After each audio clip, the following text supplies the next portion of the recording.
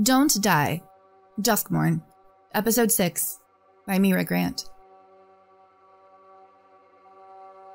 Drumming wasn't really an art form in Militis. Unlike so many other places on Theros, the drums of war had never been known to sound there. When there was a call to fight, it was set to the rhythm of pounding feet and clashing swords, not strikers on skins.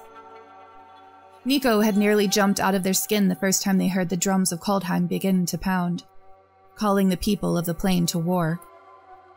And right now, their head felt like one of those drums, being beaten so hard that it was physically nauseating. They groaned, trying to move. By shifting positions slowly, moving only between the drum beats, they were able to lift their head. From there, it was a simple thing to force their eyes open, blinking through the pain. They still couldn't move their hands or feet. Those were tied securely to a post they had been positioned upon, feet pressed to the hard stone floor and wrists affixed to one another with ropes of rough hemp that bit into their skin when they tried to move their arms. They were well and truly caught. Gritting their teeth through the ongoing pounding, they turned slowly, to look around them. Nashi was tied to a post to their left.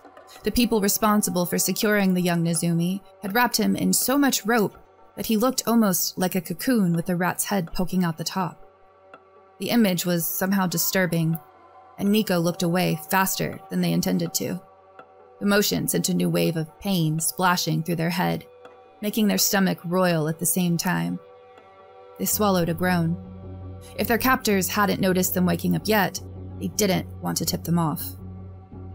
The Wanderer was tied up to their right, her arms and legs bound in a manner similar to Nico's own. There was a table a few feet beyond her, pushed up against the wall of the room they had all been moved to, and on it, their weapons were arrayed, placed with ritualistic care. The wall itself was some sort of dark wood, raw enough to be weeping trails of red gold sap that smelled of sugar and death. The Wanderer's eyes were thin slits of wakefulness. Nico risked another glance around, taking in the rest of the room.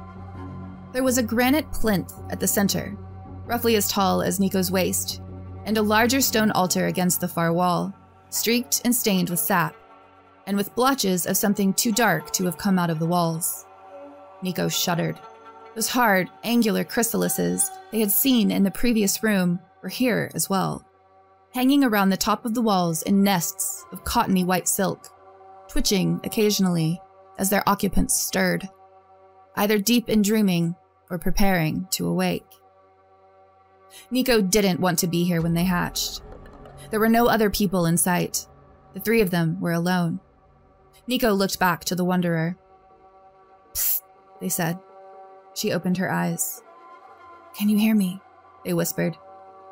"Yes," she replied, her own voice barely audible. "So may others be silent." Nico frowned. She was right, but her tone didn't sit well with them. Not when their head was pounding and they had been betrayed by their only ally inside the house. Still, they could see how well she was secured to her post. Assuming they were similar, a few moments to regroup and try to figure out the knots wouldn't go amiss. There didn't seem to be any slack in the ropes. Nico tugged to no avail before summoning a small shard, no longer than their pinky finger, and beginning to saw at the ropes, making no real progress as the seconds ticked away. They glanced at Nashi again. His eyes were open, reflecting the dim, seemingly sourceless light that filled the room. He didn't look frightened, more resigned to whatever was about to happen. "Nashi," asked Nico, "are you all right?" "They're all gone," said Nashi. His voice was dull, almost hollowed out. "The cultists? That's good. It gives us a few minutes to figure out what happens next." "No. My friends. My mother. They're all gone." Nashi gave them a suddenly fierce look. "I came in here with 4 of the Reckoners I knew from back home. They wouldn't let me go alone. They were all smart and fast and dangerous, and they're gone. This house took them, but I led them here. Without me, they'd be safe with their families, and none of this would be happening. You said they wouldn't let you go alone. That means this isn't your fault. If I'm the reason, it's my fault, insisted Nashi. When Mother's scroll vanished, I couldn't refuse to follow her. You followed her, and they followed you, said Nico. It sounds to me like the ones who stole your mother's vessel are the ones to blame. And joyously so, said a new voice. Nico stiffened, turning their head as far as the ropes allowed, in a vain attempt to see behind them. It didn't work, but then it didn't need to, as almost immediately, the head cultist walked between them and the Wanderer, still carrying his book. The moth is lured to the light, but the light is blameless. The moth is only doing what it must. Instinct and hunger control all things. Blessed be the threshold, blessed be the flame. A low murmuring broke out behind him, the other cultists echoing his words. Nico narrowed their eyes. They couldn't tell whether Winter's voice had been among the speakers. You are to receive a great benediction, said the head cultist. He was an unimposing figure, softly spoken and of barely medium height, his spectacles clouded by tiny scratches. He stopped between his captives and the plinth, opening his book. Your knowledge will be added to the great list, and with it we will guide the devouring father to his next feasting place. All things will know the light of his attention. What do you mean? Asked the Wanderer, speaking for the first time since cautioning Nico to silence. The head cultist turned his attention to her, as three others walked between her and Nico, heading for the plinth. They were carrying a square box. When they put it down, the top snapped open, and Tomio's shade appeared. Mother! Cried Nashi. The shadow of Tomio turned her face away. You carry the dust of as many worlds as there are rooms in paradise, said the head cultist, focusing on Nico. Places that have not yet known the threshold, have not yet felt the flame. Through you, we will be led to them. Through you, our father will be able to plant his foundations, and he will feast. Nico stared at the man before tugging more fiercely against their ropes. Nothing budged. Stories are one thing, but to feast on the flesh of those who walked so very far. You are a blessing. And because this one, he turned his attention on Nashi, smiling serenely, called you to us, we will grant him the gift of rebirth. His cocoon has been prepared, and he will live eternally in the devouring father's service. Nashi bared his teeth. From behind them came a commotion, ending when Winter shoved his way to the front of the room, stopping directly in front of the head priest. And what about me? He demanded. You promised me. I promised you what I promised my Marina so many years ago, whispered a new voice.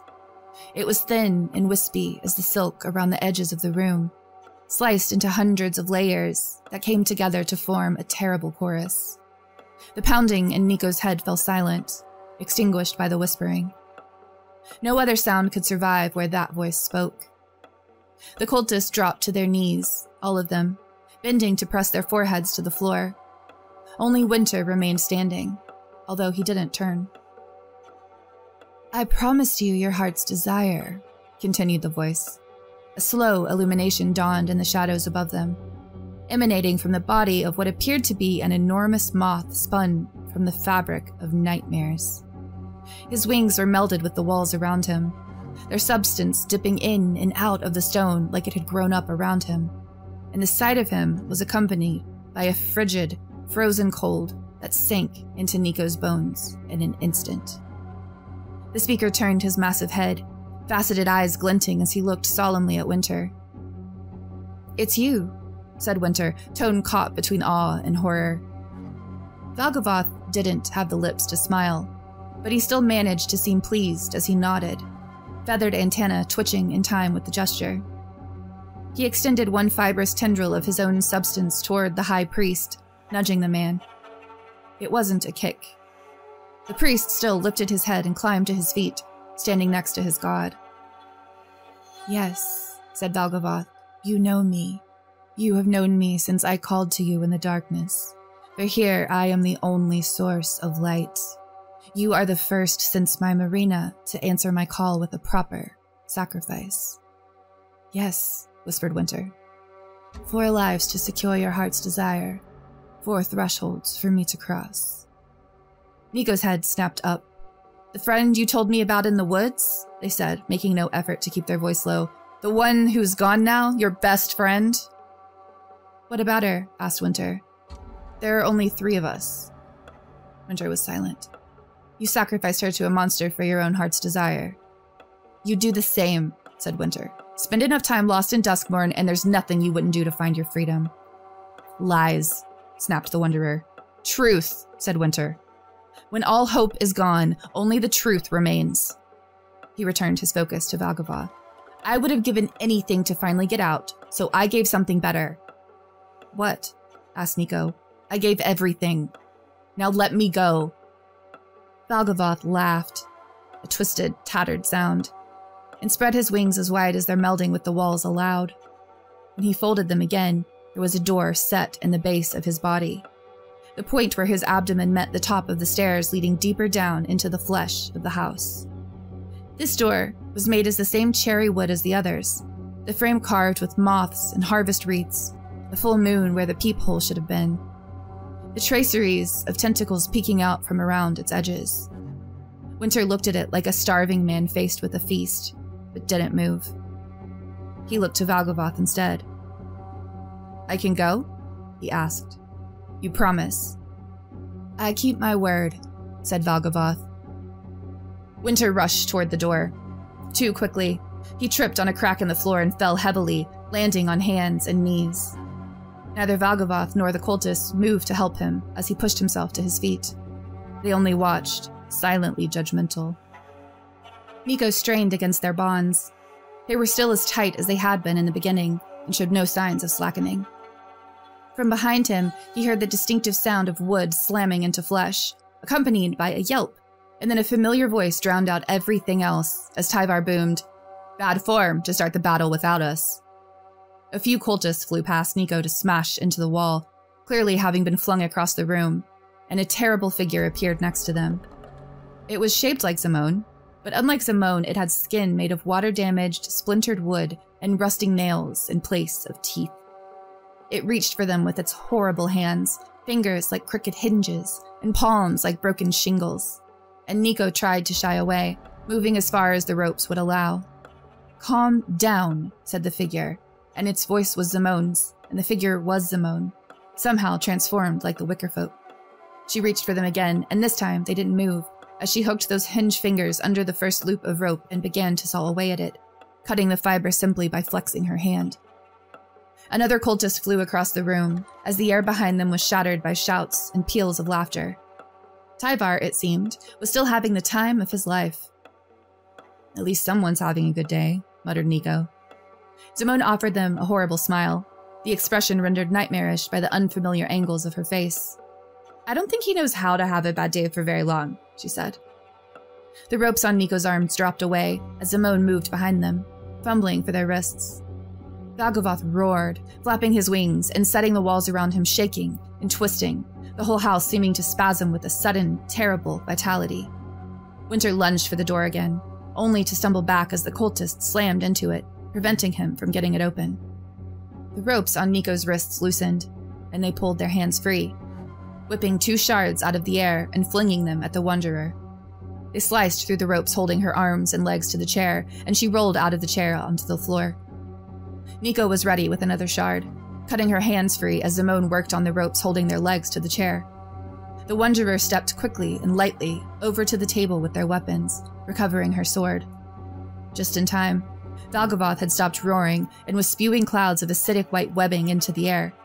The Wanderer sliced easily through the webs as she virtually danced across the floor to Nashi, cutting him free and pressing a small, hard object into his hand. You can change your fate, she whispered, and then she was gone, charging toward the body of the massive demon moth.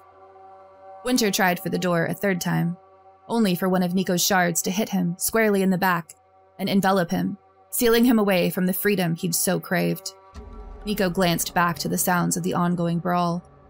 Tyvar was holding his own against a half-dozen cultists, skin rippling from flesh to stone and back again so quickly that it was almost like watching a cloud skate across the sun. He was laughing. Nico turned back to Zimone. A cultist grabbed for her, and she slashed at him with hinged fingers, slicing through his cheek and driving him back, his face gushing blood. She moved toward Tyvar, pulling the box from Niv-Mizzet around in front of her, and began to rapidly flip switches. Once she was close enough, Tyvar touched her shoulder, and the normal composition of her body came flooding back, chasing the temporary horrors away. The box immediately spilled a geometric cascade of blue and green lines into the air. They wrapped themselves around the nearest cultist and raced across his skin, multiplying exponentially until he was swallowed by the light. "Good capture!" shouted Tyvar encouragingly. "I was top of my class in theoretical combat math," said Zimone. She pulled another cascade of lines from the box, lobbing it carelessly at Tyvar. When it struck his skin, it began to lace together into a sort of knotted armor, which deflected the next blow that would have hit him. Tyvar blinked, then beamed. "Behold the power of math!" he proclaimed, turning and punching the cultist squarely in the face. Dagavoth roared. The Wanderer had leapt up onto the stone altar and was dueling the massive demon moth, slicing through his clouds of caustic webbing, blocking his attempts to strike her with clawed limbs. Her sword didn't cut through his deceptively spindly legs, but did knock them away from her, and as it absorbed more and more of the energy from his strikes, the blade began to glow a brilliant, blazing white. Below her, Nashi scurried to the plinth, grabbing the box above which Tamio's image hung. He reached inside it, and as his fingers were about to close around her scroll, she turned to face him. "Wait!" she cried. Nashi froze. "I'm here to save you," he said. "Mom, you have to let me save you." "They've been stealing my stories, Nashi," she said, "taking them apart and taking them away. I don't remember the things they stole from me, but I remember you. I will always, always remember you." "Mom!" "Those stories were what let me exist in this form. They were my blood and breath and bones after all those things were lost, and now they've been taken. The people who took me have me connected to this ghost trap to keep me here. That is the only thing keeping me here, Nashi. They are the only thing keeping me here. You can't save me this time." "Mom, no." Nashi looked at her, whiskers flat and ears pressed tight against his skull, quivering in his confusion and misery. "Oh, my sweetest boy. There are stories whose endings can be changed, and those that can't. My ending was written years ago. Your mother, your real mother, loved you so much, Nashi. She loved you so much that the story of her love is one of the only ones I haven't forgotten. When they tried to take it, they found that without it, the rest of me would unravel and fade away immediately. They made me call out to you, Nashi, because you were the story that hung in my heart. They made me lure you here, hunters trapping the moon, and I am sorry. I am so sorry." "Mom!" Nashi's tears overflowed his eyes.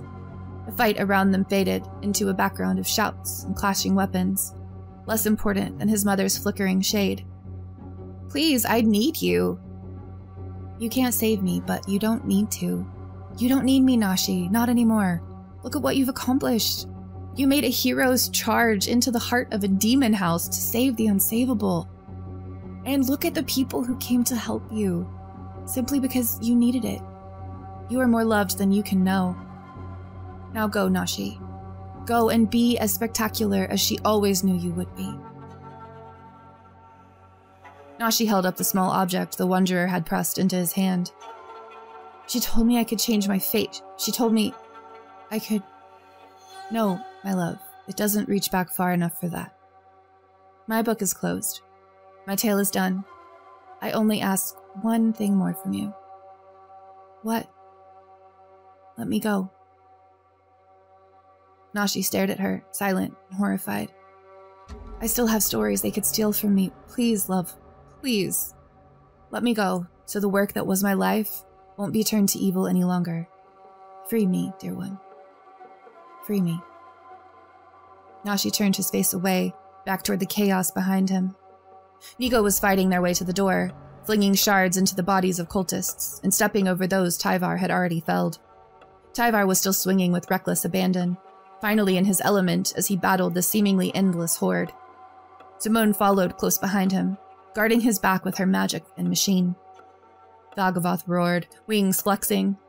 The walls shuddered, and cellar spawn and nightmares spilled out of them, pouring into the room. Tyvar grabbed Simone, and the horror of the house swept over her again, transforming her. The magic stopped spilling from her box. She shot Tyvar a wounded look. "It's the only way to keep you safe," he explained. "None of us are safe," snapped Simone.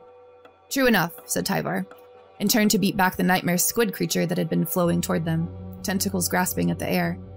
Nico grabbed for the doorknob. An unknown plane would be better than this. They could find an omen path to get them out. Valgavoth roared again, and the door was gone, falling to dust under Nico's fingers. They lifted their head to glare at the enormous moth demon, readying another shard. The Wanderer was half wrapped in clinging white strands, her arms still free and sword still moving, but her mobility much reduced by her predicament. Nico started toward her, only to be grabbed from the side.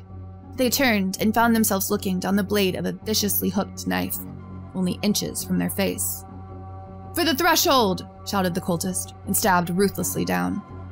Nico felt the blade pierce their eye and continue through the thin barrier of their skull, slicing through muscle and bone with equal ease until it penetrated the tissue of Nico's brain, disrupting thought and slicing memory away until all was dark and silence, and they were dying so far from Theros, they would never see the underworld, they would never reach the afterlife. The world snapped like a tightened bowstring, and Nico was looking up at Valgavoth. They danced away before the cultist could grab them, slinging a shard that encased the man in gleaming magic. They were readying 2 more when they were grabbed from behind, yanked off balance. With a roar of triumphant fury, Valgavoth ripped one wing partially out of the wall, knocking the Wanderer to the ground before it was pulled back into the wood and stone. He pushed her fallen sword away with a tendril, the ceiling seeming to dip to the floor as he leaned closer to address her. "I will swallow everything you are, and I will unmake your world in my own image," he hissed, voice suddenly soft. "You lose." "So do you," yelled Nashi. Valgavoth looked at the young Nezumi just in time to see him reach into the ghost trap and lift Tamio's scroll free. She smiled at him, tears running down her translucent face, before she dissolved into moonlight and was gone. "We don't need her," said Valgavoth. He turned his attention back to the pinned and struggling Wanderer. "Now I have all of you." He opened his mouth, revealing a maw filled with teeth like broken needles and shards of glass, then leaned toward the Wanderer again, preparing to bite down. There was a glimmer of blue-white light from the wall behind him, noticeable only because it was so out of place, and Valgavoth froze. He made a small, choking sound and straightened again, filling the entire world. The house went still around him. He looked down at his chest. The blade of a katana protruded from it, glistening with ichor and hemolymph, glowing with bluish, magical light. Valgavoth tried to speak, but made no sound. The blade withdrew, leaving a leaking wound behind, and Valgavoth was jerked up as the webbing which supported him drew taut and yanked him toward the ceiling. The great demon's removal revealed Kaito, holding his katana in both hands and breathing heavily. Behind him, on the wall, was a door formed from blue-white light. The frame was covered in a pattern of interlacing triangles, stylized dragons, and tiny moths that somehow invoked hope, where the moths scattered throughout the house invoked only despair. The entire pattern blazed brightly, beating back the gloom. The door slammed abruptly open, revealing a short hall on the other side, connecting to a second door. Proft appeared in the entryway, gesturing violently. "Through here," he shouted. "I can't hold this for long." Nico grabbed the Wanderer's sword, using it to cut her free of the cocoon before handing it back and pulling her to her feet.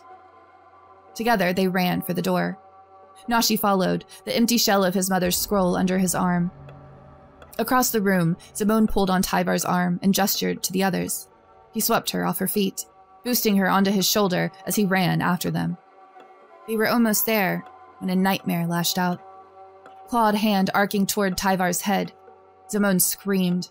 Half a dozen shuriken slammed into the hand, then pulled themselves free and flew back to Kaito, reassembling into his sword as he nodded to Tyvar and stepped through the door. Tyvar dove through, Duskmourn carried in his arms, and the door slammed shut behind them. "Hurry, hurry," said Proft, gesturing for the others to move quickly down the short hall. "This space isn't exactly stable." "What is it?" asked Nico. "An artificial omen path," said Kaito. "My spark, Proft's mind magic, Aminatu's fate twisting, and a piece of the house that I took with me when I had to planeswalk away. As soon as Proft lets it go, it will dissolve back into the blind eternities and be lost. I'd rather we not be lost with it." Nashi stopped walking. The others were almost to the second door before the Wanderer looked back, frowning. "Nashi?" she asked. Nashi looked at the empty scroll in his hands. "Your body is on Kamigawa with us," he told it, "but your spirit belongs to the blind eternities. I know that. I hope you can rest now. I hope you know you did the right thing. Your story's done, but mine's just starting. I love you." He put the scroll down on the hallway floor and ran after the others, stepping with them out into the light of the Ravnican afternoon.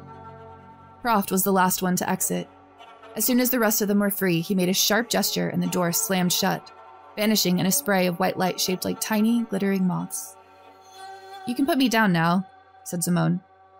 "Sorry," said Tyvar, unrepentantly. "Tyvar, what are you wearing?" asked Kaito. Tyvar looked at his vest, then shrugged.